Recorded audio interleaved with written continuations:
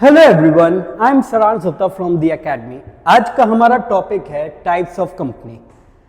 अभी तक हम लोग ने जॉइंट स्टॉक कंपनी के कई सारे टॉपिक को कवर कर लिया है, जैसे feature of company, merits of company and demerits of company.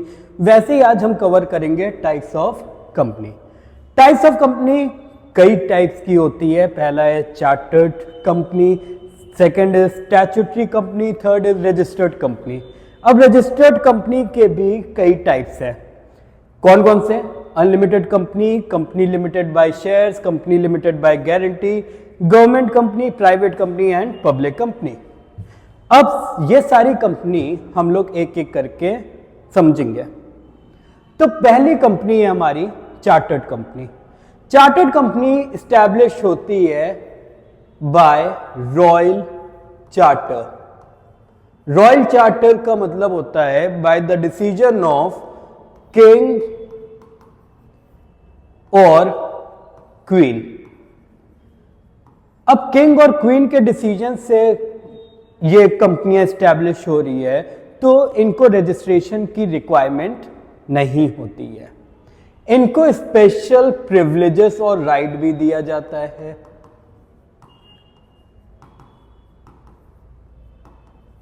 अब ऐसी कंपनियां इंडिया में नजर नहीं आती है because of the absence of monarchy. Monarchy का मतलब होता है which is ruled by king और क्वीन। तो अब किंग और क्वीन तो है नहीं इंडिया में, सो ऐसी कंपनियां भी पाई नहीं जाती है। एक बहुत फेमस कंपनी है of chartered company is east India company, which is established by the Queen of England. So ये हो गया chartered company. Second is statutory company. Statutory company establish होती है बाय द स्पेशल एक्ट। इनका खुद का act होता है। They do not follow companies act 2013। ये सारी कंपनी का अपना एक अलग एक्ट होता है। सो अलग एक्ट है तो इनके रूल्स एंड रेगुलेशंस भी डिफरेंट होते हैं, मगर इनके rules and regulations companies act के प्रोविजन को कॉन्ट्रडिक्ट नहीं कर सकते हैं। कॉन्ट्रडिक्ट का मतलब होता है कि ऐसे रूल्स एंड रेगुलेशन नहीं बना सकते हैं जो कंपनीज एक्ट के जो रूल्स है उनको कॉन्ट्रडिक्ट कर सके। So that means statutory company अपने एक्ट को खुद फॉलो करती है, तो जो रूल्स एंड रेगुलेशन लिखे रहते हैं उस एक्ट में वही कंपनियां फॉलो करती है। जैसे कि एग्जाम्पल ले आरबीआई एक्ट 1934। आरबीआई का अपना एक्ट है 1934, वो अपना एक्ट खुद फॉलो करते हैं। वैसे ही एलआईसी, एसबीआई अपना एक्ट खुद फॉलो करता है। They do not registered under the companies act 2013। अब सोचोगे कंपनीज एक्ट 2013 से पहले क्या कंपनियां रजिस्टर्ड नहीं होती थी? होती थी, मगर तब कंपनीज एक्ट 1956 चलता था। अब कंपनीज एक्ट हम लोग क्या फॉलो करते हैं? 2013। Next is registered company. As the word says, company should be registered under the companies act 2013। जो जो कंपनियां रजिस्टर्ड होगी अंडर द कंपनीज एक्ट वो सारी क्या कहलाएगी? Registered company. अब रजिस्टर्ड कंपनी कितने टाइप्स की होती है? पहला है unlimited company. Unlimited company as the word says, कोई अनलिमिटेड होगा। यहां पे अनलिमिटेड से मतलब है unlimited liability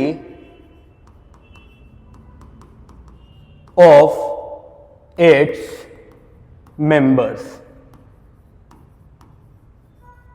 That means if the company's assets are insufficient to pay off the debts of the company, then the personal property of the members will be attached to pay off the debts, just like sole proprietorship or partnership.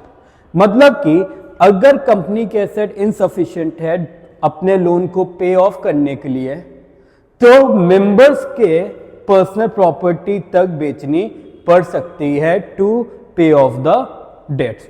तो ये हो गया unlimited company. ऐसी कंपनियां अब नहीं पाई जाती है because members like to be more secure.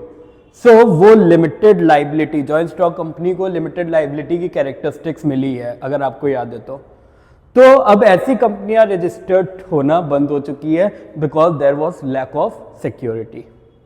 Next is company limited by shares. ये कंपनियां सबसे ज्यादा पाई जाती है।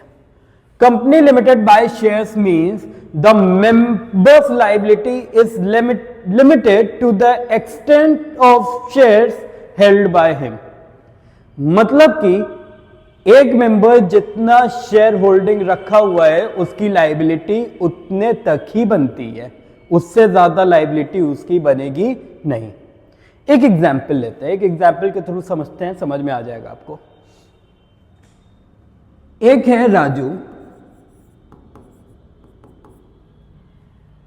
who is a shareholder in one firm that is A Limited। A Limited में राजू एक शेयर होल्डर है। राजू ने 5000 शेयर्स होल्ड करे at the rate of 100 each. So that means Raju की कैपिटल इन्वेस्टेड कितना है? 5 लाख रुपए। मगर हमेशा ध्यान रखिएगा कि जो शेयर होल्डर, जो इन्वेस्टर्स होता है, एक बार में पेमेंट नहीं करता है, वो कई इंस्टॉलमेंट में करता है। 5 लाख में से 3 lakh Raju has already paid और 2 लाख की कॉल अभी तक, 2 लाख रुपीस अभी तक कंपनी ने मांगा राजू से नहीं है। अब कंपनी का दिवालिया निकल गया, कंपनी लिक्विडेशन के उस पर चली गई। सो जब कंपनी लॉस में चली गई और कंपनी का बहुत बुरा हाल हो गया, तो कंपनी राजू के पास गई, बोली अपनी भी पर्सनल प्रॉपर्टी बेच के लाओ। तो राजू ने बोला we are company limited by shares, हमारी लायबिलिटी कितनी बनती है? 5 लाख की बनती है, जिसमें से 3 लाख ऑलरेडी मैं पे कर चुका हूं। तो कंपनी कितना और मांग सकती है?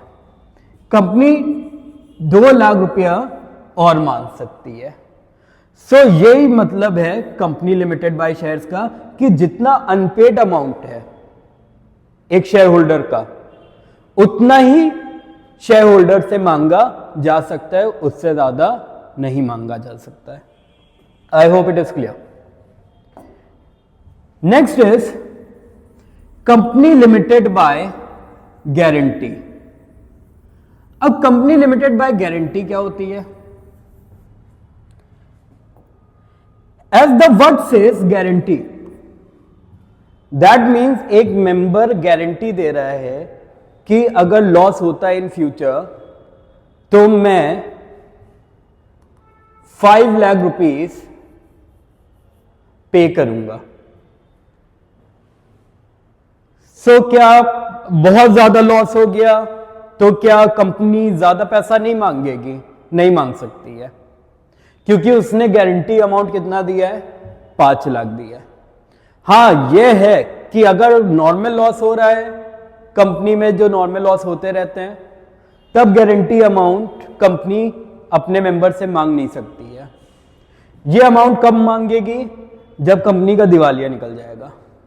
दैट मीन्स जब कंपनी वाइंड अप हो जाएगी, बंद होगी, तब यह अमाउंट मांग सकती है, अदरवाइज नहीं मांग सकती है।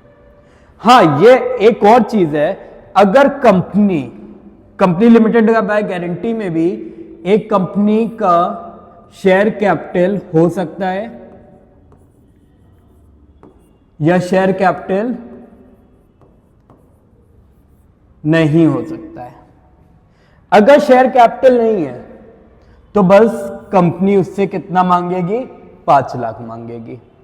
और अगर शेयर कैपिटल है, अगर एक मेंबर ने एक कंपनी के 10 लाख रुपए के शेयर्स होल्ड करें तो कंपनी 10 लाख भी मांगेगी और गारंटी का अमाउंट 5 लाख भी मांगेगी। तो ये डिफरेंस होता है शेयर कैपिटल होने या ना होने में। अगर शेयर कैपिटल नहीं है तो दैट मीन 10 लाख का कोई वो ही नहीं है, 10 लाख मांगेगी नहीं क्योंकि इन्वेस्टेड ही अमाउंट नहीं है, गारंटी अमाउंट बस लेगी। आई hope it is clear. Next is government company.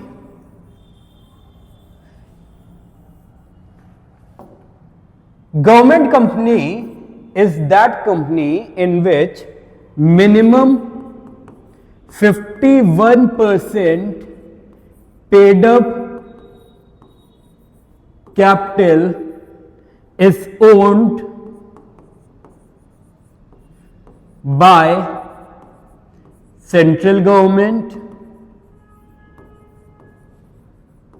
or state government, जिसमें मिनिमम 51% पेड अप कैपिटल कौन ओन करेगा, सेंट्रल गवर्नमेंट या स्टेट गवर्नमेंट। क्या सेंट्रल गवर्नमेंट स्टेट गवर्नमेंट मिलके 51% कर सकती है? कर सकती है। क्या 51% से ज्यादा हो सकता है? हो सकता है। क्या 80% हो सकता है? हो सकता है। तो 20% कौन होगा? 20% हो प्राइवेट कंपनियां हो सकती है, जिसमें मेजॉरिटी स्टेक्स किसके हो, गवर्नमेंट के हो। इसका बिल्कुल भी मतलब नहीं है कि प्राइवेट कंपनी के शेयर्स इसमें नहीं होंगे, प्राइवेट कंपनी के शेयर्स भी हो सकते हैं। गवर्नमेंट कंपनी को भी कंपनीज एक्ट 2013 में ही अपने आप को रजिस्टर्ड कराना पड़ता है। I hope it is clear to all of you. Next is private company. Private company और पब्लिक कंपनी को साइमल्टेनियसली समझते हैं। प्राइवेट कंपनी वो कंपनी होती है जिसको रेस्ट्रिक्ट होता है ट्रांसफर ऑफ शेयर्स, मतलब कि एक ओनर दूसरे ओनर को अपना शेयर दे नहीं सकता है, मगर पब्लिक कंपनी में शेयर की ट्रांसफरेबिलिटी होती है। Share can transfer.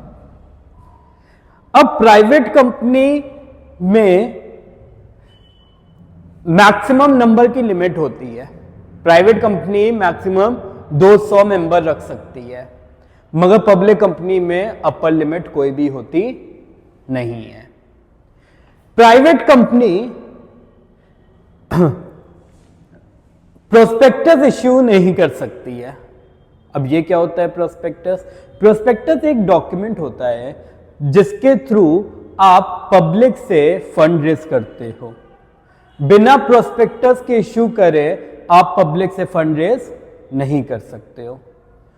So prospectus private company नहीं इश्यू करती है, क्योंकि प्राइवेट कंपनी के पास राइट नहीं होता है कि वो पब्लिक से पैसा रेज करे।